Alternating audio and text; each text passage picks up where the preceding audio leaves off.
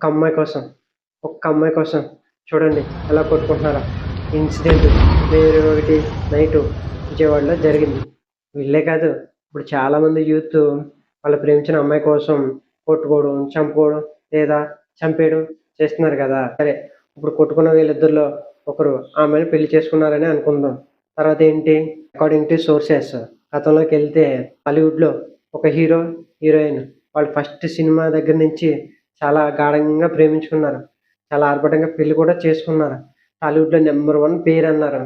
ఏమైంది, విడిపోయారు. ఇప్పుడు ఎవరి దారి వారు బతుకుతున్నారు. మొన్నటికి మొన్న జైన్ రవి గారు ప్రెస్ మీట్లో ఏం మాట్లాడారో, ఎలా మాట్లాడారో విన్నారు కదా. దాని తర్వాత ధనుష్ అండ్ ఐశ్వర్య రజనీకాంత్ గారు వాళ్ళు 18 ఏళ్ళు కాపురం చేసిన తర్వాత విడిపోయారు.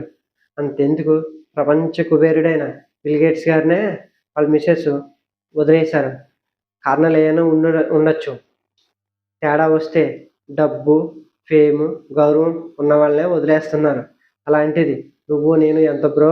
క్రికెటర్ ధోని ఉన్నారు కదా, తను క్రికెటర్గా ఎదిగే టైంలో ఒక అమ్మాయిని లవ్ చేశారు.